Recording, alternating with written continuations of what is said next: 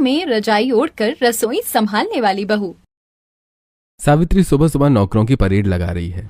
अरे तुम लोग इतना धीरे धीरे काम क्यों कर रहे हो? जल्दी से पानी गर्म करके ले आओ, नीलम उठ गई होगी। ओए बाला, तुम मैडम के लिए टॉवल ले जा।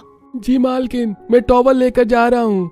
बाला और एक दूसरा नौकर नीलम के लिए टॉवल और गर्म पानी लेकर जाते हैं ताकि नीलम बेड पर ही रजाई ओढ़कर अपना फेस वॉश कर सके। यार इस महारानी के तो ठाठ ही अलग है। रजाई में बैठे बैठे से मुंह धोना है, बताओ। मतलब ठंड सिर्फ इसे ही लगती है, हम लोग तो जानवर हैं। नौकर आपस में नीलम की बुराई करते हुए उसके पास जाते हैं। छोटी मालकिन, लीजिए पानी, आप अपना मुंह धो लीजिए। नीलम रजाई ओढ़कर बेड पर ही गर्म पानी से अपना चेहरा धोती है और फिर टॉवल से मुंह पोंछती है। माँ, मुझे भूख लगी है। आपको तो पता है ना, ब्रश करने के तुरंत बाद मुझे ब्रेकफास्ट चाहिए होता है। नीलम की अभी बात भी पूरी नहीं हुई थी कि इतनी देर में दूसरा नौकर सैंडविच, बॉइल्ड एग और जूस लेकर उसके सामने खड़ा हो जाता है। मेरी माँ मेरा बहुत ख्याल रखती है। मेरे कुछ मांगने से पहले ही मुझे सब कुछ दे देती है। कितनी लकी हूँ मैं, जो मुझे इतनी प्यारी मम्मी मिली है। इतना कहकर नीलम अपना ब्रेकफास्ट खाती है और खाने के बाद झूठे बर्तन नौकर को दे देती है। एक नौकर पहले से ही गर्म पानी लेकर उसके पास खड़ा था। नीलम गर्म पानी में हाथ डालकर अपने हाथ धोती है और फिर फोन चलाने लगती है। इस महारानी के तो नखरे ही खत्म नहीं होते। मैं तो तंग आ गया हूँ इससे। पूरा दिन रजाई ओढ़कर फोन चलाती है और पूरे घर में रेल हम नौकरों की बनती है। नीलम प्रकाश और सावित्री की इकलौती बेटी है और प्रकाश एक बहुत बड़ा बिजनेसमैन है, इसीलिए नीलम को बहुत ही रॉयल ट्रीटमेंट मिलता है। नीलम को ठंड बहुत ज्यादा लगती थी, इसीलिए वो सारा काम रजाई ओढ़कर ही करती थी। कितनी ठंड लग रही है। ठंड में तो रजाई बिना मुझसे काम नहीं होता है। बाथरूम भी मैं कितनी मुश्किल से जाती हूँ। नीलम बेटा, तुम्हारी शादी नजदीक आ रही है, चलो शॉपिंग पर चलते हैं। तुम्हारे लिए शादी का लहंगा और साड़ियाँ भी तो लेनी है।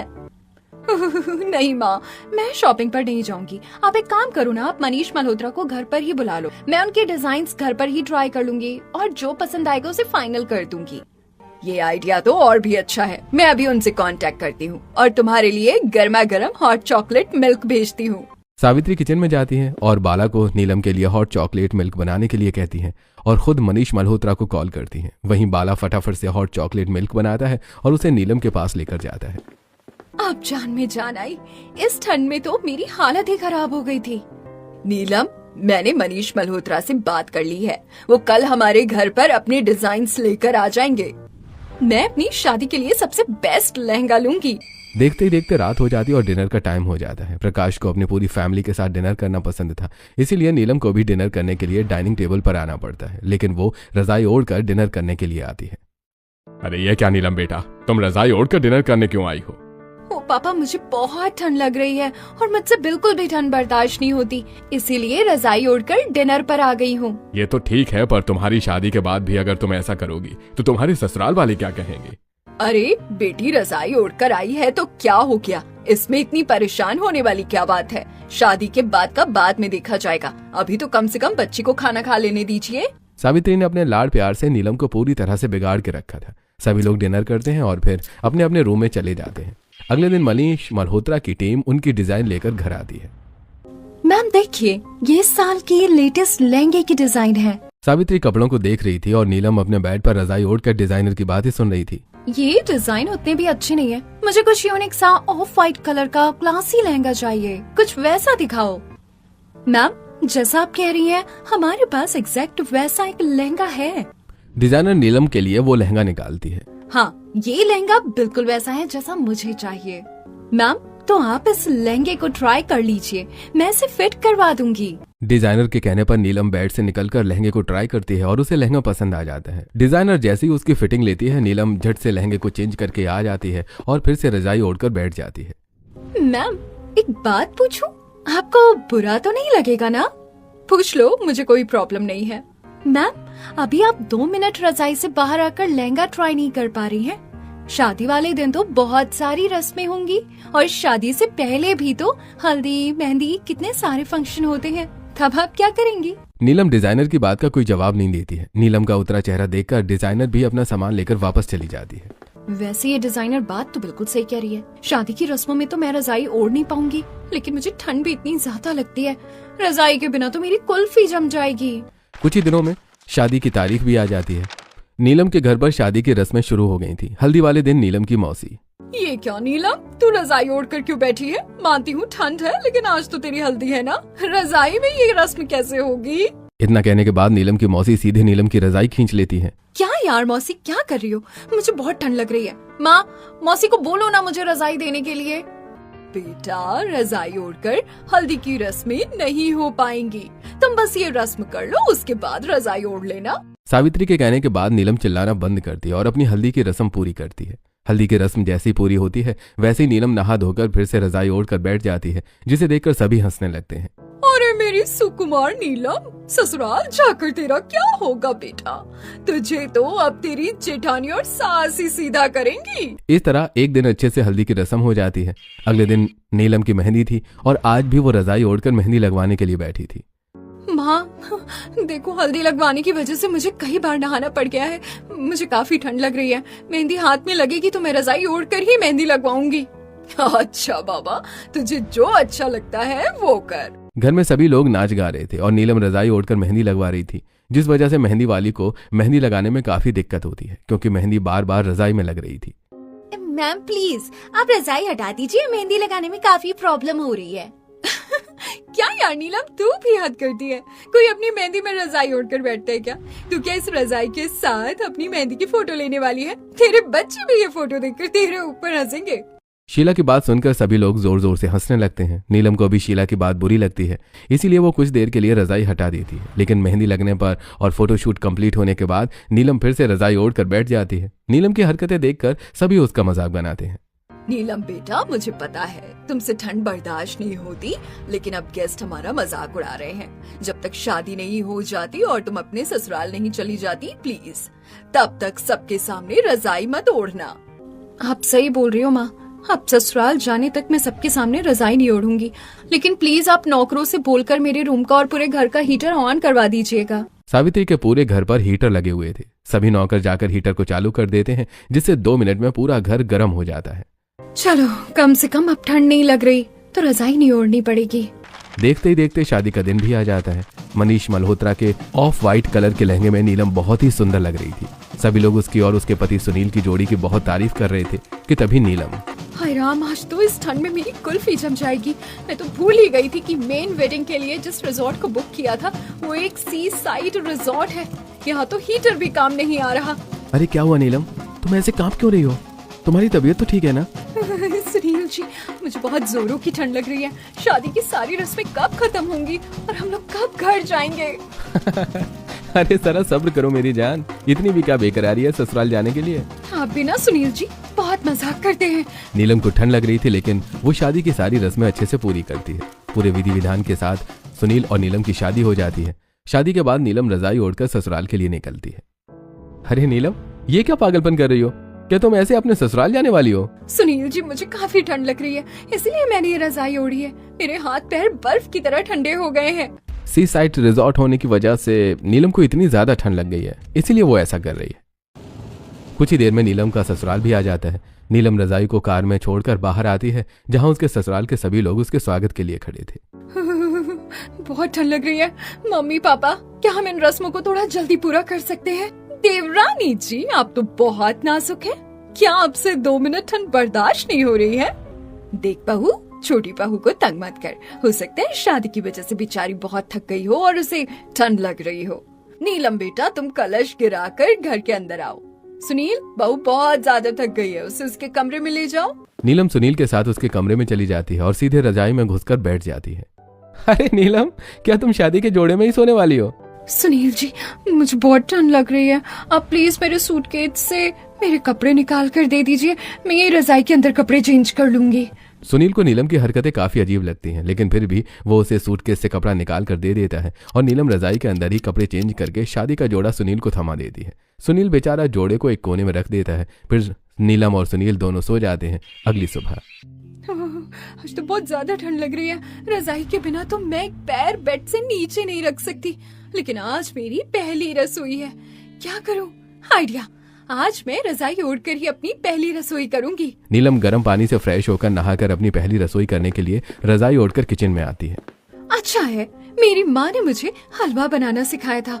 आज मैं पहली रसोई में मीठे में हलवा ही बनाऊंगी। मेरे हाथ का हलवा खाकर ससुराल वाले मेरे फैन बन जाएंगे और उस जेठानी का तो मुंह बंद हो जाएगा।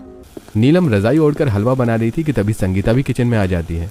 हे भगवान, ये क्या, हमारे घर में चोर घुस आया है और ये चोर किचन में क्या चुराने आया है। मुझे इस चोर को भगाना होगा। एक काम करती हूँ, इसके सिर पर डंडा मारती हूँ। संगीता नीलम को चोर समझकर डंडे से उसे मारने ही वाली थी कि इतने में नीलम संगीता की तरफ मुड़ जाती है। नीलम को देखकर संगीता वहीं फ्रीज हो जाती है। भाभी, आज तो आपने मेरी जान ही निकाल दी थी। इस तरह रजाई ओढ़कर कोई किचन में खाना बनाता है क्या? अरे संगीता, आज मुझे बहुत ठंड लग रही थी, इसलिए मैंने रजाई ओढ़ी है। आपको पता है, आपको ऐसे देखकर मुझे लगा कि घर में कोई चोर घुस आया है। मैं तो आपको डंडे से मारने वाली थी। अच्छा हुआ सही समय पर आप मुड़ गई। संगीता के चिल्लाने पर सरला और रेखा दोनों किचन में आती हैं और नीलम को रजाई ओढ़कर देखकर जोर जोर से हंसने लगती हैं। क्या मेरी नाजुक देवरानी जी, अपनी पहली रसोई के दिन क्या तमाशा लगा रखा है। ऐसे रजाई ओढ़कर कोई बहू रसोई संभालती है क्या? ये मेरी ननंद और जेठानी जी तो बड़ी चंट है। देख रही, मैं जब से आई हूँ तब से मेरे पीछे पड़ी है। किसी न किसी बात पर मुझे ताना दे रही है। ये सब क्या है बहू? माँ जी, मैं यहाँ रजाई ओढ़कर किचन में टाइम पास नहीं कर रही हूँ। मैंने अपनी पहली रसोई में आप सभी के लिए गर्मा गर्म हलवा बनाया है। बस मुझे ठंड लग रही थी, इसीलिए मैंने रजाई ओढ़ ली। आज तो मेरी प्यारी बहू की पहली रसोई है। नीलम बेटा, तुम जल्दी से हलवा लेकर बाहर आ जाओ। हम सभी डाइनिंग टेबल पर बैठने जा रहे हैं। नीलम रजाई ओढ़कर ही सबके लिए हलवा लेकर आती है। हालांकि रजाई के साथ हलवे को संभालना मुश्किल होता है, पर वो किसी भी तरह सभी को हलवा सर्व करती है। अरे क्या बात है नीलम, मुझे तो लगा था तुम्हें खाना बनाना आता ही नहीं होगा। तुमने तो काफी अच्छा हलवा बनाया है। सुनील बिल्कुल सही कह रहा है बहू, तुम्हारे हाथ में सच में जादू है। तुमने सच में बड़ा ही टेस्टी हलवा बनाया है। नीलम के ससुराल वालों को उसके हाथ का हलवा बहुत ही ज्यादा पसंद आता है, इतना ज्यादा कि वो रजाई वाली बात भूल ही जाते हैं। पहली रसोई करने के बाद नीलम अपने कमरे में आराम करने के लिए चली जाती है। अरे नीलम बेटा, क्या हो गया? कमरे में ही बैठी रहोगी? सूरज सिर पर चढ़ गया था और नीलम अभी भी रजाई ओढ़कर बैठी थी और अपना फोन चला रही थी। सरला की आवाज देने पर नीलम जल्दी से रजाई ओढ़कर उसके सामने आती है। ये क्या बहू, तुम फिर रजाई ओढ़कर क्यों आई हो? अभी तो उतनी ठंड भी नहीं है। माँ जी, मुझे सर्दी बहुत जल्दी लगती है। अगर मैं रजाई नहीं ओढ़ूंगी तो मेरी तबीयत खराब हो जाएगी।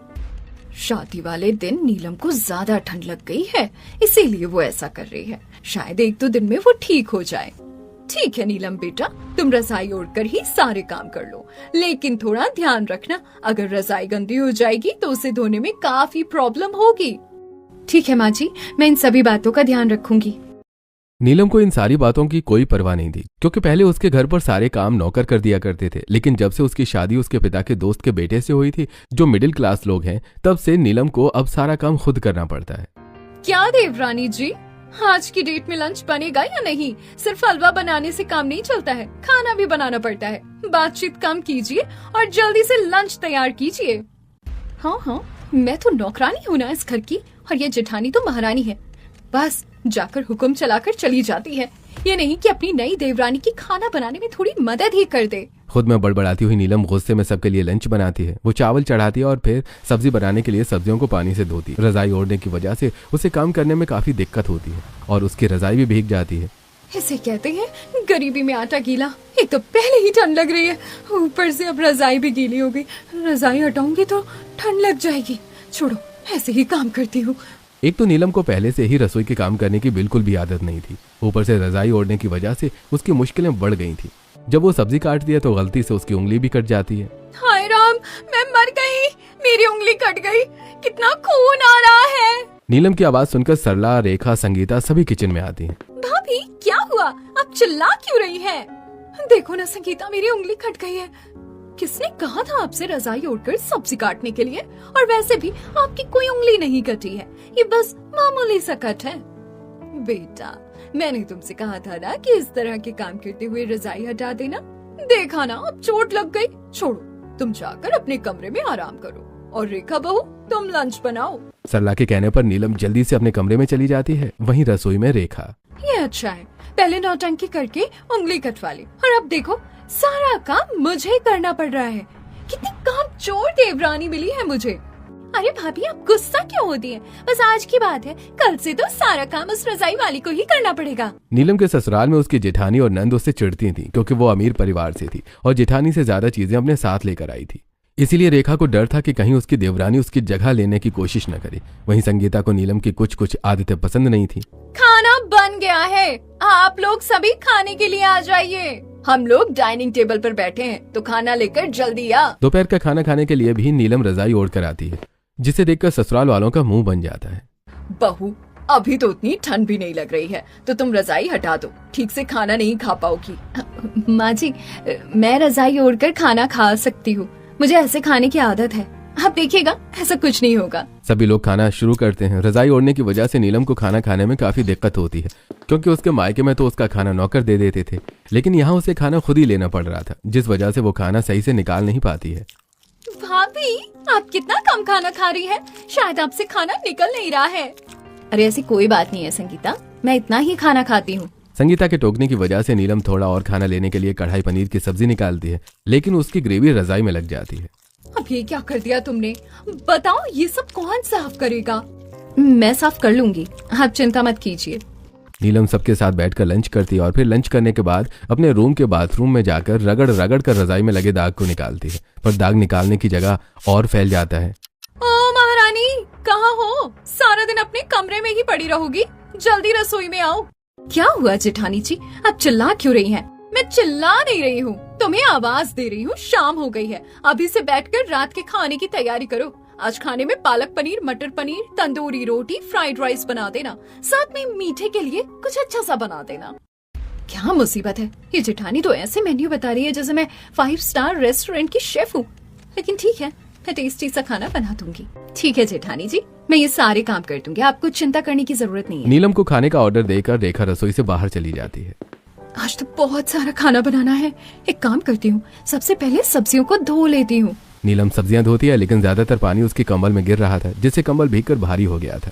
क्या यार, फिर से भीग गया। अब जो हो गया सो हो गया, कल इसे धूप में दे दूंगी। खुद से बातें करते हुए नीलम एक एक करके सारा खाना बनाती है। जब वो आटा गूंथती है तो रजाई में आटा लग जाता है। सब्जी बनाते वक्त खाने का छींटा रजाई में लगता है। जैसे तैसे करके नीलम सबके लिए सारा खाना बनाती है। खाना बनाकर वो जैसे ही डाइनिंग टेबल पर खाना सर्व करती है। नीलम, ये क्या हाल बना रखा है तुमने? कितनी अजीब लग रही हो, और ये रजाई क्यों ओढ़ रखी है? रजाई के बिना मुझे सर्दी लग जाती है ना, इसीलिए मैं रजाई ओढ़कर काम कर रही हूँ। पापा देखो, चाची की रजाई में कीड़े चल रहे हैं। क्या कीड़े? मुझे कीड़ों से बहुत डर लगता है। यह कहकर नीलम इधर उधर कूदने लगती है और सुनील उठकर उसकी मदद करने के लिए जाता है। नीलम, एक जगह खड़ी रहो और घोड़ी की तरह उछलना बंद करो। ये कीड़ा छटक कर खाने में गिर सकता है। और किसने कहा था तुमसे रजाई ओढ़कर रसोई में काम करने के लिए? एक तो मुझे डर लग रहा है और आप मुझे डांट रहे हैं। सुनील नीलम की रजाई को हटा देता है। रजाई हटाने के बाद नीलम ठंड की वजह से कांपने लगती है। मुझे तो बहुत ही ज्यादा ठंड लग रही है। हे भगवान, मुझसे तो डिनर भी नहीं किया जाएगा। नीलम, ज्यादा ड्रामे मत करो, जल्दी जल्दी डिनर करो। भाभी, आपने तो कहा था कि आप रजाई से दाग हटा दोगी, लेकिन आपने तो दाग को फैला दिया है और आपकी रजाई में तो मटर के कीड़े घुस गए हैं। अरे तुम लोग बहू के ऊपर दाना पानी लेकर क्यों चढ़ रहे हो? सुनील, ज्यादा बातें मत कर, चुपचाप खाना खाओ। और संगीता, नीलम ने रजाई का दाग सही से हटाया नहीं है ना, तो अब तुम रजाई धो देना, वो भी कल। कितनी गलत बात है। करे कोई और, भरे कोई और। पापा हमेशा इस चुड़ैल की साइड लेते हैं। देखो तो, रजाई को कितना गंदा कर दिया है। घर का पूरा कचरा इसकी रजाई में ही है, और ये कीड़े वाली रजाई धोने में तो मेरी हालत खराब हो जाएगी। नीलम की रजाई ने घर का माहौल खराब कर दिया था। सभी लोग चिड़चिड़ाते हुए डिनर करते हैं और सोने चले जाते हैं। डिनर करने के बाद नीलम जल्दी से रजाई में घुस जाती है। कमरे में सुनील, क्या यार नीलम, तुम हर वक्त रजाई में घुसी रहती हो? कभी तो रजाई से बाहर आकर मेरे साथ बैठो और कुछ बातें करो। देखो, आज रजाई की वजह से कितना ड्रामा हो गया घर में। मुझे माफ कर दीजिएगा सुनील जी, मेरा वो इरादा नहीं था, लेकिन रजाई के बिना मुझे सच में बहुत ज्यादा ठंड लगती है। अच्छा कोई बात नहीं, तुम उदास क्यों होती हो मेरी जान? मुझे तुम्हें उदास देखना बिल्कुल पसंद नहीं है। चलो बहुत रात हो गई, अब सो जाओ। अगली सुबह नीलम फिर से दूसरी रजाई ओढ़कर घर में झाड़ू लगाने लगती है। अब तो हद हो गई भाभी। कल आपकी वजह से मुझे आपकी गंदी रजाई सुबह सुबह ठंडे पानी से साफ करनी पड़ी। कीड़े मेरे हाथ में चढ़ गए और खाने के दाग हटाने में तो मेरी हालत खराब हो गई, और आप फिर से रजाई ओढ़कर आ गई। सॉरी संगीता, मेरी वजह से तुम्हें इतना सब कुछ झेलना पड़ा, लेकिन रजाई के बिना मुझे काफी ठंड लग जाती है। ठीक है भाभी, आप रजाई ओढ़कर ही काम करो और काम करने से ज्यादा काम बिगाड़ो। जैसे आप अभी झाड़ू से ज्यादा रजाई से घर झाड़ रही हैं। लेकिन मैं बोल दे रही हूँ, अगली बार मैं आपकी रजाई नहीं धोने वाली हूँ। नीलम की रजाई ओढ़कर रसोई संभालने की वजह से सभी परेशान थे, क्योंकि रजाई ओढ़कर नीलम काफी गड़बड़ करती। कभी वो पानी से रजाई भिगा देती तो कभी रजाई में बर्तन फंसाकर बर्तन सजाने के रैक को ही गिरा देती। ऐसे ही दिन गुजरते हैं और फिर एक दिन नीलम, घर में सामान खत्म हो गया है, चलो बाजार चलकर सब्जियां खरीद लाते हैं। ठीक है माँ जी, चलिए चलते हैं। नीलम तैयार होकर आती है और साथ में रजाई ओढ़ लेती है। नीलम, तुम रजाई ओढ़कर जाओगी? ऐसे बाहर जाने में तुम्हें अजीब नहीं लगेगा? माँ जी, रजाई ओढ़कर जाने से कम मुझे सर्दी तो नहीं लगेगी। रास्ते में ठंडी हवा चल रही थी और सरला को भी ठंड लग रही थी, लेकिन उसका पूरा ध्यान लोगों के ऊपर था जो नीलम को रजाई में देकर हंस रहे थे। माँ जी, हमने सब्जी खरीद भी ली और कुछ हुआ भी नहीं। घर लौटते वक्त नीलम को देखकर एक कुत्ता उसके पीछे पड़ जाता है। कुत्ते से डरकर नीलम सड़क के किनारे एक ऊंची दुकान पर चढ़ जाती है। नीलम को देखकर सभी हंसने लगते हैं। सरला जैसे तैसे नीलम को घर लेकर आती है। घर आने के बाद नीलम, आज तो तुमने हद कर दी। तुम्हारी वजह से आज बाजार में हमारी कितनी बेइज्जती हुई। आज के बाद से मैं तुम्हें कभी भी अपने साथ बाजार लेकर नहीं जाऊंगी और हर वक्त रजाई ओढ़ना बंद कर दो। सरला का गुस्सा देखकर नीलम को भी बुरा लगता है, लेकिन अब उसे रजाई ओढ़कर काम करने की आदत हो गई थी। इसीलिए वो अपने सास के मना करने के बाद भी रजाई ओढ़कर रसोई संभालना बंद नहीं करती। और एक दिन जब सुनील ऑफिस से घर आता है, नीलम चलो आज मैं तुम्हें बाहर कहीं घुमाने लेकर चलता हूँ। काफी दिन हो गए हैं, हमने साथ में अच्छा टाइम स्पेंड नहीं किया। सुनील जी, मैं आपके साथ जाना चाहती हूँ, लेकिन सच में मुझे बहुत ज्यादा ठंड लग रही है। क्या मैं रजाई ओढ़कर चल सकती हूँ? रजाई रजाई रजाई, ये रजाई सुनकर मैं पक गया हूँ। तुम्हें कहीं जाने की जरूरत नहीं है, तुम अपनी रजाई में ही पड़ी रहो। माँ के साथ रजाई ओढ़कर जाकर तो उनका मजाक बनवा चुकी हो। मुझे अपना मजाक बनवाने का शौक नहीं है। आप ऐसा क्यों बोल रहे हैं? आपको तो पता है ना मुझे कितनी ठंड लगती है। इसीलिए तो कह रहा हूँ कि अपनी रजाई में ही रहो और ये बदबूदार गंदी रजाई लेकर मेरे पास मत आना। रजाई की वजह से अब सुनील और नीलम में काफी झगड़े होने लगते हैं। सुनील नीलम से दूर रहने लगता है, जो बात नीलम को बुरी तो लगती है, लेकिन वो रजाई को छोड़ भी नहीं पाती है। एक दिन जब नीलम सुबह उठती है तब सुनील जी, माँ जी, आप लोग कहाँ हैं? जल्दी मेरे कमरे में आइए। देखिए ना मेरी बॉडी में क्या हो गया है। नीलम, ये स्किन एलर्जी है। तुम काफी दिनों से गंदी रजाई ओढ़ रही हो, इसीलिए तुम्हें ये एलर्जी हो गई है। सुनील जी, जल्दी से डॉक्टर को बुलाइए। सुनील नीलम के लिए डॉक्टर बुलाता है और डॉक्टर नीलम को अच्छे से चेक करता है। देखिए, हर वक्त गंदी रजाई ओढ़े रहने की वजह से इन्हें ये स्किन एलर्जी हुई है। आप लोग इनका ध्यान रखिए और इन्हें ओढ़ने के लिए साफ रजाई दीजिए। मैंने तो पहले ही कहा था कि रजाई ओढ़ने की आदत छोड़ दो, लेकिन इस घर में मेरी कोई बात सुनता कहाँ है? जेठानी जी, आप समझती क्यों नहीं है? रजाई के बिना मुझे बहुत ज्यादा ठंड लगती है। देखिए मैं कैसे कांप रही हूँ। नीलम के रजाई ओढ़ने की वजह से जहां पहले सिर्फ ससुराल वाले परेशान थे, वहीं अब रजाई की वजह से नीलम को भी दिक्कत होने लगी थी। एक दिन नीलम जब रसोई में काम कर रही थी, तब नीलम गैस के पास खड़ी होकर सब्जी काट रही थी कि इतने में उसकी रजाई में आग लग जाती है। देवर जी, माँ जी, ससुर जी, जल्दी आइए, नीलम की रजाई में आग लग गई है। सभी लोग जल्दी जल्दी रजाई में पानी डालकर आग बुझाते हैं। वहीं नीलम, जो इस हादसे की वजह से सदमे में चली गई थी, वो रोने लगती है। आज इस रजाई की वजह से मेरी जान जा सकती थी। अगर जेठानी जी 2 मिनट भी लेट होती तो पता नहीं क्या हो जाता। नीलम, कितनी बार कहा है तुमसे कि रजाई मत ओढ़ो, लेकिन तुम होके मेरी बात मानती ही नहीं हो। बताओ, अगर आज कुछ हो जाता तो हम क्या करते? चुप कर सुनील, तुम्हें दिखाई नहीं दे रहा कि नीलम कितनी डरी हुई है?